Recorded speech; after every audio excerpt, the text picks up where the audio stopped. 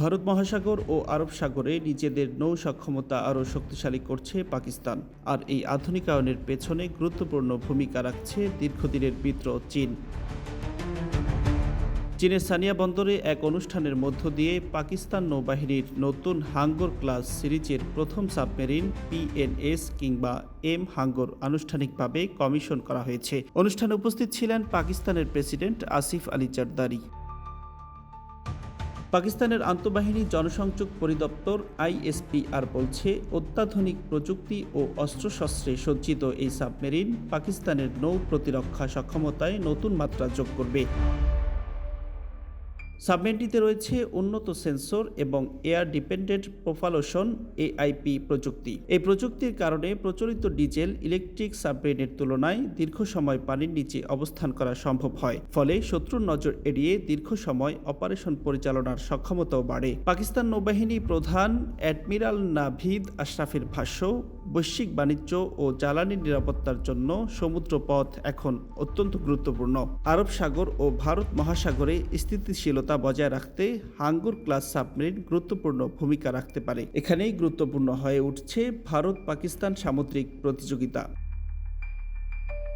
ভারত মহাসাগরকে দীর্ঘদিন ধরেই নিজের কৌশলগত প্রভাব বলয়ের গুরুত্বপূর্ণ অংশ হিসেবে বিবেচনা করে আসছে ভারত। অন্যদিকে পাকিস্তানের নৌ সক্ষমতা বৃদ্ধির ফলে আরব সাগর ও ভারত মহাসাগরের উত্তরাংশে সামরিক ভারসাম্যের হিসাব কিছুটা পরিবর্তিত হতে পারে। বিশেষ করে পাকিস্তান যদি চীনের সহযোগিতায় ধারাবাহিকভাবে সাবমেরিন বহর আধুনিকায়ন করতে থাকে, তাহলে ভারতের জন্য সামুদ্রিক নজরদারি ও প্রতিরক্ষা পরিকল্পনায় নতুন চ্যালেঞ্জ তৈরি হতে পারে। তবে বিষয়টি শুধু পাকিস্তান ভারত প্রতিদ্বন্দ্বিতায় সীমাবদ্ধ নয়। ভারত মহাসাগর বিশ্বের অন্যতম গুরুত্বপূর্ণ বাণিজ্য পথ। মধ্যপ্রাচ্যের জ্বালানি, এশিয়া ইউরোপের বাণিজ্য এবং গুরুত্বপূর্ণ সমুদ্র পথগুলোর একটি বড় অংশ এই অঞ্চলের উপর নির্ভরশীল। ফলে এখানে কোনো দেশের নৌ সক্ষমতা বাড়লে তার প্রভাব আঞ্চলিক নিরাপত্তার উপরও পড়তে পারে। আর হাঙ্গর নামটিও পাকিস্তানের নৌ ইতিহাসের সঙ্গে গভীরভাবে জড়িত। 1971 সালের যুদ্ধে পাকিস্তানের তৎকালীন সাবমেরিন হাঙ্গর একটি ভারতীয় যুদ্ধজাহাজ ডুবিয়েছিল বলে পাকিস্তান দাবি করে। সেই ঐতিহাসিক নামকেই এবার আধুনিক প্রযুক্তির সাবমেরিনের সঙ্গে যুক্ত করা হয়েছে। অর্থাৎ চীনের প্রযুক্তি ও সহযোগিতায় পাকিস্তান যখন সাবমেরিন সক্ষমতা বাড়াচ্ছে, তখন প্রশ্ন উঠতেই পারে, ভারত মহাসাগরে কি নতুন করে শুরু হচ্ছে নৌশক্তির প্রতিযোগিতা?